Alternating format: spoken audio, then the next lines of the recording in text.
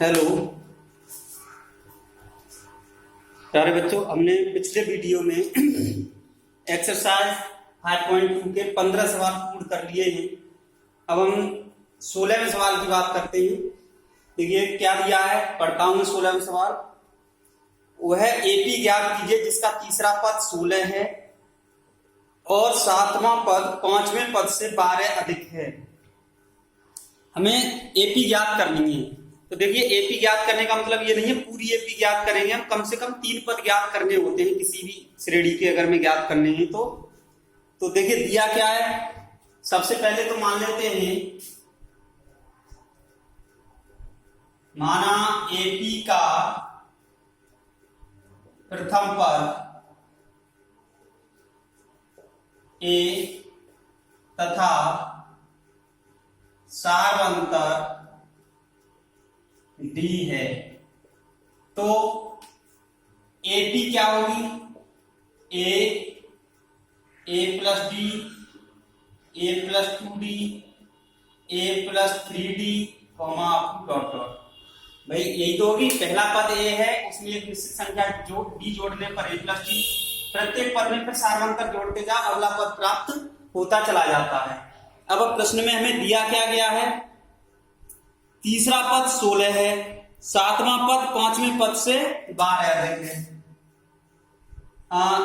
AP का तीसरा पद, एपी का तीसरा पद, इसको मैं T3 कह देता हूं, इक्वल टू क्या होगा, ए प्लस 3 माइनस 1 इंटू डी। ठीक होगा, nवां पद से Tn बराबर होता है हमारा a plus n minus 1 into D. अब T3 बराबर कितना हो गया, a प्लस 2d। ये दिया गया है, कितना दिया है हमें, तीसरा पद 16 दिया है, दिया गया तीसरा पद है हमारा 16 बराबर a प्लस 2d। यहां से इक्वेशन एक मिलेगी हमारी, a प्लस 2d बराबर 16, समीकरण 1। ठीक है, एपी का अब इसमें दे रहा है पांचवा पद, वो सातवां पद पांचवें पद से 12 अधिक है। सातवां पद पांचवें पद से 12 अधिक है, तो सातवां पद भी निकाल लो और पांचवां पद भी ज्ञात कर लो। तो देखिए क्या हो जाएगा हमारा, पुनः प्रश्नानुसार,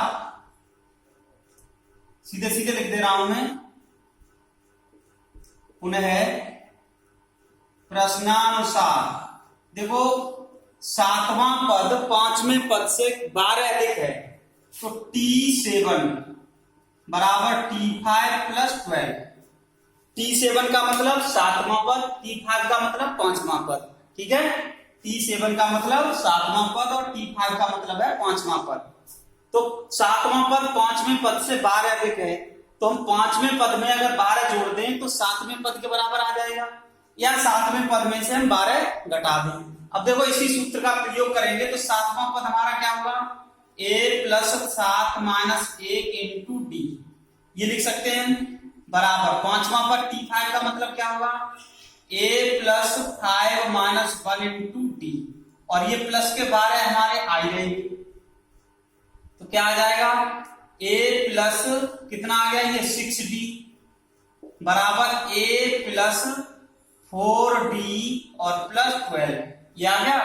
तो देखो a से a कट जाएगा, यहाँ पे 4d को इधर ले आओ, तो 6d माइनस 4d बराबर 12, 6 में से 4 गए, 2d बराबर आ गया 12, इधर करता हूं। अब d बराबर आ गया हमारा 12/2, तो d बराबर कितना आ गया, 6। d a और d ज्ञात करने, हमें श्रेणी ज्ञात करने के लिए a और d ज्ञात करने, तो a d तो हमारा ज्ञात हो गया। एक d का मान यहां लगा दो, d का मान समीकरण 1 में रखने पर, d का मान जब हम समीकरण 1 में रख देंगे तो क्या आ जाएगा, देखो a प्लस 2 गुणा 6 बराबर 16, a प्लस 2d बराबर 16 है, तो d की जगह कितना लगाना है, 6, a प्लस 2 गुणा 6 बराबर 16, a प्लस डायरेक्ट लिख रहा हूं, a बराबर 16 माइनस का कितना हो जाएगा, 12, 6 दूनी 12, a का मान कितना आ गया हमारा, 4, ए का डी का मान हमें इन पदों में लगाना है, अतः एपी क्या होगी, अतः एपी होगी हमारी, ए का मतलब 4, 4 प्लस 6, ए प्लस डी, 4 प्लस 2 गुणा 6, इसमें मान लगा रहा हूं, कॉमा 4 प्लस 3 गुणा 6, कॉमा डॉट डॉट, क्या लिख सकते हैं इसको, 4 प्लस 10, सॉरी प्लस नहीं, 4 कॉमा 10 कॉमा 6 दूनी 12 4 16, और यहां पर आएगा 6 18 4 22, कितना आएगा 22, कॉमा डॉट डॉट, ये श्रेणी हो गई। इसमें कितना अंतर आ रहा है, देखो 4 प्लस 6 10, 10 प्लस 6 16, 16 प्लस 6 22, तो डी का मान कितना है इसमें 6 है, पहला पद 4 आ गया। तो ये पूछा था हमसे, श्रेणी पूछी गई थी इसमें।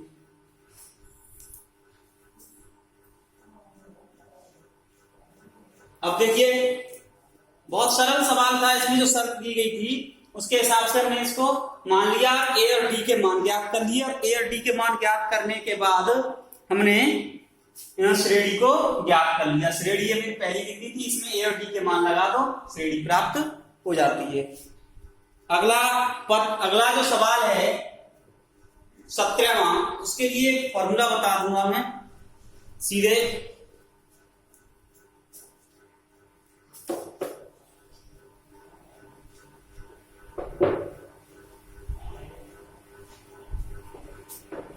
देखिए अगला सवाल है 17 नंबर क्वेश्चन में क्या है, एपी दी गई है 3 8 12 13,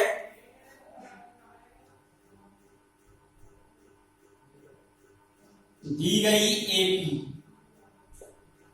3 8 और 13 डॉट डॉट 253, अंतिम पद दिया है 253, ये दिया गया है। तो इसमें पूछ रहा है का अंत से, अंत का मतलब अंतिम से पीछे से कौन सा पद 20वां पद होगा। तो देखिए दो तरीके हैं इसके निकालने के, इस श्रेणी को उल्टा करके लिखने, तो प्रारंभ से 20वां पद निकाल लो, समझ में आ रहा है, या एक सूत्र में डायरेक्ट बता दे रहा हूं। देखिए एपी का अंत से एनवां पद बराबर होता है l minus n minus 1 into d. ये सूत्र याद रखेंगे हम, ये एक सूत्र है। अब देखिए जहां हमें क्या दिया गया है, ए बराबर 3, डी बराबर है 5, 8 माइनस 3 13 माइनस 8, और एल बराबर कितना है 253। और अब अतः हमसे जो पूछा है अंत से 20वां पद, अंत से एनवां पद, ये होता है अंत से 20वां पद। 20वां पद पूछा गया है हमसे श्रेणी क्वेश्चन में, ये जो श्रेणी दी गई है उसका अंतिम पद से 20वां पद, अंतिम पद से 20वां पद, इधर अंतिम पद से 20वां पद पूछा है अंत से। तो अंतिम अंत से 20वां पद क्या होगा हमारा, एल माइनस, एल का मतलब 253 माइनस एन, एन का मतलब 20 माइनस 1 इंटू डी का मतलब 5, यही तो है l minus n minus 1 into d. 253 minus 20 में से क्या 19 गुणा 5, 253 माइनस 5 में 45, 5 एकम 5 4 9, घटा दीजिए 13 में से 5 8, और यहां 4, 14 में से 9 5, 158। कौन सा पद होगा अंत से 20वां पद, 158 होगा। कितना आया 158, यही आंसर भी है तुम्हारा। तो देखिए अगर हमें कोई श्रेणी दी गई है और उसका अंत से पद पूछा जाए तो उसके लिए मैंने सूत्र बता दिया। ये सूत्र होता है किसी भी एपी का अंत से एनवां पद l minus n minus 1 into d होता है। अंत से एनवां पद पूछा जाएगा तो अंतिम पद में दिया रहा होगा। या पदों की संख्या दी जाएगी तो अंतिम पद हम ज्ञात कर लेंगे। तो ये n से nवां पद का सूत्र है। और कुछ नहीं है, सूत्र में हमने मान लगा दिया, l का मान था, a था, d था, आ गया पद निकल के, कोई कठिन नहीं है। अब इसके बाद है अगला जो सवाल है,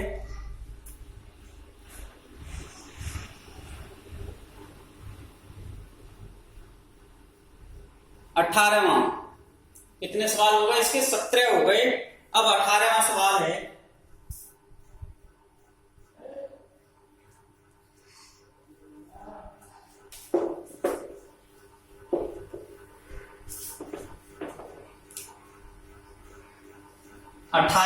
हमें क्या दिया गया है, इसको पढ़ता हूं मैं, ध्यान से सुनेंगे और किताब भी अपने पास रखें। वीडियो देखते टाइम तो हमें आसानी से समझ में आ जाता है। किसी एपी के चौथे और 8वें पदों का योग 24 है, छठे और 10वें पद का योग 44 है। इस एपी के प्रथम 3 पद ज्ञात कीजिए। कोई भी एपी हमें दी गई है, ठीक है। तो देखिए, सबसे पहले हम क्या मानेंगे, एपी के 3 पद लिखने माना, एपी का प्रथम पद ए तथा सार्वंतर डी है, ठीक है। पहला पद ए और सार्वंतर डी है, तो एपी के 3 पद कौन कौन से होंगे? ए प्लस डी और a प्लस 2d होंगे, ठीक है। बस हमें अब जो शर्त दी गई है उससे a और d का मान ज्ञात करना है, इसमें लगा देंगे, 3 पद हमें प्राप्त हो जाएंगे। अब क्या दिया है, एपी के चौथे और 8वें पदों का योग 24 है। प्रश्नानुसार T4 प्लस T8 बराबर हमें दिया गया है 24। T4 का मतलब चौथा पद और T8 का मतलब 8वां पद, ठीक है।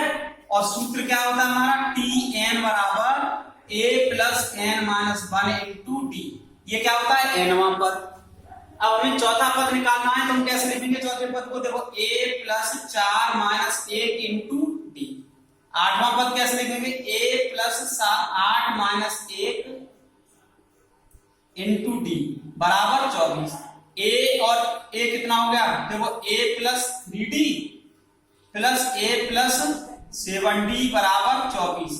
a और a हो गया हमारा 2a प्लस 3 और 7 10 d बराबर कितना हो गया 24। इसको 2 से डिवाइड कर दें पूरे को, कितना हो जाएगा, ये 2 से भाग देंगे पूरे समीकरण को, या इसको या करके लिख सकते हैं a प्लस 5d बराबर 12। समीकरण 1 डाल दीजिए, जब 2 से डिवाइड करेंगे तो ये a बचेगा, ये 5d होगा और ये 12 होगा। पुनः क्या दूसरी शर्त में हमें क्या दिया है, छठे और 10वें पद का योग 44 है। T6 प्लस T10 बराबर दिया है हमें 44। छठे और 10वें पदों का योग 44 है। T6 का मतलब छठा पद, T10 का मतलब 10वां पद, ठीक है। इन दोनों का योग कितना दिया है 44। इसी सूत्र का प्रयोग कर दीजिए, a plus 6 minus 1 into D plus a plus 10 minus 1 into d बराबर 44, ठीक है। a प्लस 5d हो गया, ये a प्लस 9d हो गया बराबर 44। a और a कितने हो गए, 2a 5 और 9 14, d बराबर हो गया ये 44। इसमें भी 2 से भाग दे दो, क्यों 2 से भाग जा रहा है, तो ये आ गया हमारा, या इसको लिख सकते हैं हम a प्लस 7d बराबर 22। इसको समीकरण नंबर 2 डाल दीजिए। भाग देने के बाद क्या बचा हमारा, a प्लस 7d। अब इन दोनों समीकरणों को हल करके a का d का मान ज्ञात करना है। देखिए क्या हो जाएगा, समीकरण 2 में से एक को घटाने पर समीकरण 2 में से समीकरण 1 को घटा दें। a प्लस 7d बराबर है 22 और इसको घटाना है हमें। a प्लस 5d बराबर है 12। देखिए यहां लिख देता हूं मैं घटाने पर, ये माइनस माइनस और माइनस घटाने पर चिन्ह बदल जाते हैं, ये कैंसिल हो गया। 7d में से 5d घटेंगे तो 2d बचेंगे। 22 में से 12 घटेंगे 10 बचेंगे। तो d बराबर आ गया 10/2। d बराबर आ गया 5। d का मान आ गया। d का मान समीकरण 1 में रख दो। d का मान समीकरण 1 में रखने पर रख दीजिए भाई। a प्लस 5 गुणा 5 बराबर 12। a प्लस 5 गुणा 5 बराबर 12। तो a बराबर कितना आ गया हमारा 12 माइनस 25। ये 25 हो गया। तो a बराबर आ गया 12 में 25 घटेंगे तो माइनस के 13। ये a का मान आ गया। अब हमें AP के 3 पद लिखने हैं। AP के 3 पद कौन कौन से होंगे? देखो चाहो तो यहाँ पे d का मान लगा लो, या पहला पद क्या हमारा -13 कॉमा -13 प्लस 5 कॉमा -13 प्लस 2 गुणा 5। ठीक है, तो कितने आ गए -13 और ये हो गया -8। 5 दूनी 10, -13 प्लस 10 का मतलब -3। ये पद होंगे कौन कौन से? एपी के 3 पद -13 -8 और -3। ये आएंगे एपी के 3 पद। पहले 3 पद नहीं है, तो इसमें जो शर्त दी गई थी उसके अनुसार हमने इसको हल कर दिया है और 3 पद हमने ज्ञात कर लिए हैं। क्या दिया था? एपी का प्रथम पद और सार्वंतर हमने मान लिया, तो 3 पद क्या हो जाएंगे? ये हो जाएंगे हमारे। पहली शर्त में दिया था चौथे और 8वें पद का योग 24 है, तो ये आ गया। दूसरे पद में छठे और 10, दूसरी पर शर्त में दिया था छठे और 10वें पद का योग 44 है, तो हमने इस सूत्र का प्रयोग करके पद लिख के दूसरा समीकरण लिख लिया। इन दोनों समीकरणों को हल करके ए का और डी का मान ज्ञात कर लिया। ए और डी के मान हमने इसमें लगा दिए, तो पहले 3 पद हमें ज्ञात हो गई। बहुत आसान है। अगला जो प्रश्न है 19वां, उसको समझते हैं।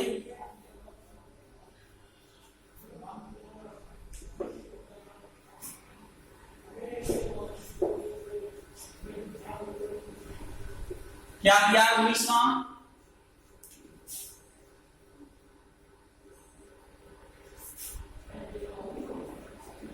इस प्रश्नावली का एक अंतिम प्रश्न बता रहा हूं, इसके बाद एक और बचेगा, वो अपने आप करना है क्योंकि सेम है दोनों। 19 और 20 दोनों ही प्रश्न सेम हैं, तो 19वां मैं बता दे रहा हूं, 20वां अपने आप करेंगे, बाकी सभी मैंने बता दिए हैं। सुब्बा राव ने 1995 में 5,000 रुपए के मासिक वेतन पद कार्य प्रारंभ किया और प्रत्येक वर्ष 200 रुपए की वेतन वृद्धि प्राप्त की। किस वर्ष में उसका वेतन 7,000 रुपए हो जाएगा? देखिए मान लेते हैं,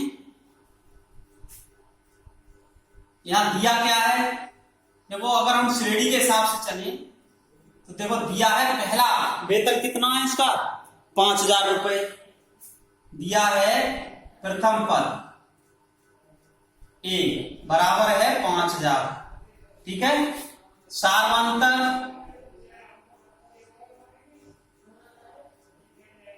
सार्वंतर का मतलब है 200 रुपए।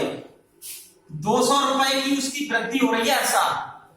ठीक है, पहला पद 5,000, पहली वेतन 5,000 था, फिर 200 रुपए करके बढ़ाता गया तो हर साल वृद्धि होगी, तो सार्वंतर हो गया। दो फिक्स वृद्धि हो रही है, निश्चित संख्या है।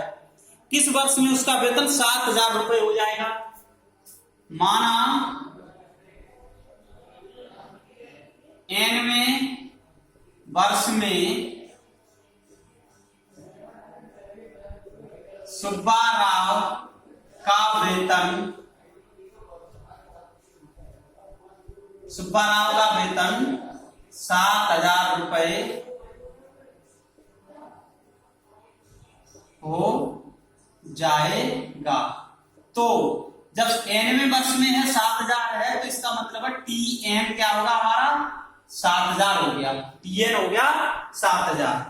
ठीक है, अब सूत्र क्या है, क्या सूत्र है, TN बराबर A plus N minus 1 into D से। TN बराबर A plus N minus 1 into D से। TN का मतलब कितना है 7,000, A का मतलब 5,000 प्लस N माइनस 1 और D का मतलब है 200। सबके मान लगा दिए सूत्र में, इसको इधर ले आओ तो 7,000 माइनस 5,000 बराबर N माइनस 1 इंटू 200। तो ये कितने बचे हमारे 2,000। ठीक है, इस 200 को इधर भेज दो बट्टे 200 बराबर N माइनस 1। अब ये इससे कितने बार कट जाएगा, N माइनस 1 बराबर 200 से 10 बार, N बराबर 10 प्लस 1, N बराबर आ गया 11। तो 11वें वर्ष में उसका जो वेतन होगा वो कितना हो जाएगा, अर्थ है 11वें वर्ष में सुब्बा राव का वेतन कितना होगा 7,000 रुपए हो जाएगा। ठीक है, कौन से वर्ष में हो जाएगा, 11वें वर्ष में। इनसे पहला पद ये श्रेणी समान श्रेणी के हिसाब से ही हम निकालना, हम श्रेणी भी बना सकते थे। पहला पद आता 5,000, दूसरा 5,200, फिर 5,400, फिर 5,600, इस तरह से श्रेणी बन जाती। और nवां पद 7,000 दिया है, इससे हमने इसको हल कर लिया। इसी प्रकार का एक क्वेश्चन और है, सेम क्वेश्चन है 20वां। ये जो क्वेश्चन 20वां है वो अपने आप करना है, फिर ये प्रश्नावली तुम्हारी फिनिश होती है। रामकली ने किसी वर्ष के प्रथम सप्ताह में 50 रुपए की बचत की। यहाँ पे पहला वेतन 5,000 था, फिर अपनी साप्ताहिक बचत पे 17.5 रुपए की बढ़ाती गई हो। तो ये तो ए का मान कितना हो गया अगले सवाल में 50, डी का मान हो गया 17.5 और TN हो गया 207.5। बस मान लगाने हैं, एन का मान पूछा है, एन ज्ञात कीजिए, हो जाती है तो एन ज्ञात कीजिए। तो एन का मान पूछा है, बिल्कुल सेम क्वेश्चन है, संख्याएं बदली हैं, अपने आप करना है इसको। और ये एक्सरसाइज हमारी पूरी होती है। अगले वीडियो में हम एपी के प्रथम n पदों के योग को पढ़ेंगे।